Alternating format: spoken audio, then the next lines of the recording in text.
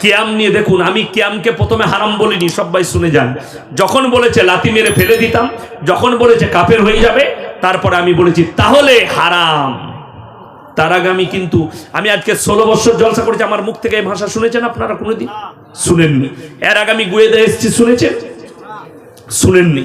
আজকে কেন বললাম?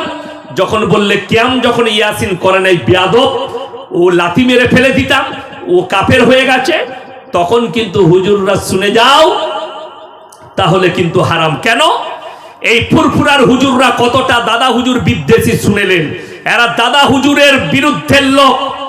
সাপেরি সিদ্দিকী, সাউথ সিদ্দিকী, এরা হচ্ছে দাদা হুজুরের বড় দুশ্মন। যেহেতু দাদা হুজুর পীর কেবলা রহমতুল্লাহ আলাইহির ওসিয়তনামায় লেখা আছে, কেউ যদি কিয়াম করে তাকে জোর করে বশ করিও না। আপনারা বলুন, আমার ভিডিওটা যারা দেখেছেন, আমি সেই ছেলেটাকে বশ করিয়েছি? বশ করাইনি। কেন? সে তার কাজ করছে, করুক, আমি আমার কাজ করছি। আচ্ছা, আপনি বলুন, এরপরে এরা দাদা হুজুর বলেছে কেউ যদি বসে থাকে তাকে জোর করে দাঁড় করিও না। সেও কিন্তু আমাকে জোর করে দাঁড় করায়নি, বরঞ্চ এই ছেলেটা এ কত বড় নেমক হারাম এবং আলেম ফালেম কিচ্ছু নয়, মাদ্রাসাতেও পড়েনি। হুজুর হতে গেলে মাদ্রাসায় পড়া লাগে না, আপনারা জানেন তো? হুজুরের ছেলে হুজুর হয়। এগুলো আমার কাছে হুজুর, এগুলো খেজুর। কি বলেন? চিবুবার বার করে ফেলেই দেবো তোদেরকে বীজ হিসাবে। তোদের কি আছে আমার জানা হয়ে গেছে। এই ছেলেটা ওই স্টেজেই বলছে আমি তো ইয়াসিন সাহেবের খুব ভক্ত, ইনার বয়ান শুনি, লোকে বলে ইনার মতো, ইনি আমার ভাই। আর পেছনে গিয়ে মুনাফিকি করেছে এই ছেলেটা, পেছনে গিয়ে মুনাফিকের মতো কথা বলছে।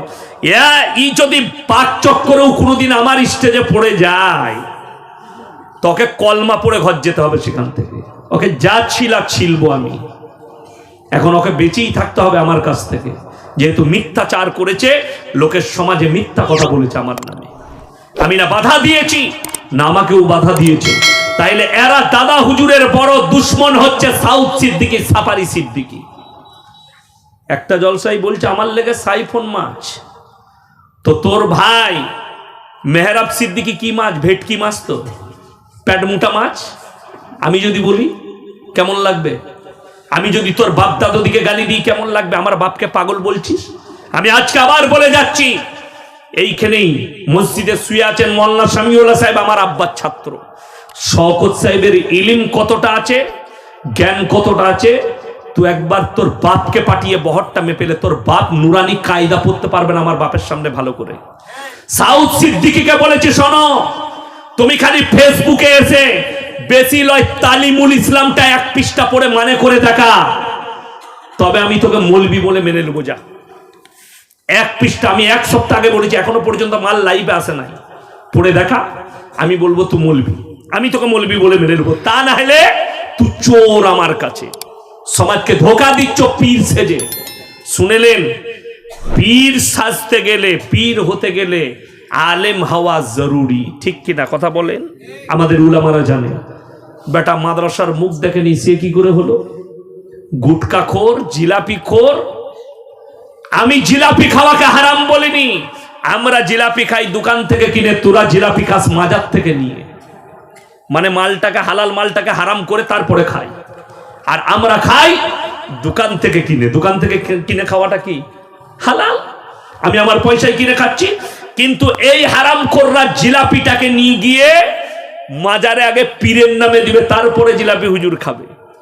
ওই জন্য তোদের নাম রেখেছি জিলাপি হুজুর। মাজারের পড়া মুরগি খাস, মাজারের পড়া জিলাপি খাস, লোকের মালকে আত্মসাৎ করিস। কোরআন শুনেন সূরা বাকারা, কিছু আলেম ধরা পড়বে হুজুররা যারা আল্লাহর কোরআনের আয়াতকে লুকিয়ে দেয়। ইন্নাল্লাযীনা ইয়াকতুমুনা মা আনজালাল্লাহু মিনাল কিতাব ওয়া ইয়াশতারুনা বিহি সামানান কালীলা, যারা আমার কোরআনের আয়াতকে লুকিয়ে দেয় নিজেদের পেট ভরাবার জন্য, এই হুজুর দিকে কঠিন পাকড়াও করবেন, আমার আল্লাহ আযাবে মুবতালা করবেন। আল্লাহ আমাদেরকে সহি দ্বীনের উপরে থাকার তৌফিক দান করুন, বলুন আমিন।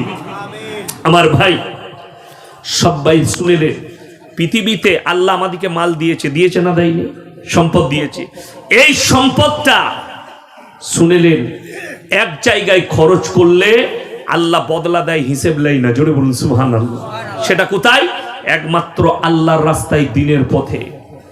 আল্লাহর রাস্তায় দিনের পথে যারা টাকা খরচ করবে এর বদলা দেওয়া হবে, বরঞ্চ এর টাকার হিসেব নেওয়া হবে না, বাকি সব টাকার হিসেব আমার আল্লাহ নেবেন।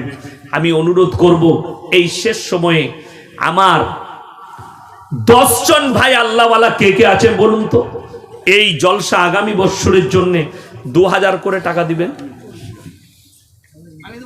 মাশাআল্লাহ, কি নাম বাবু? মানজারুল কাজী ভাই।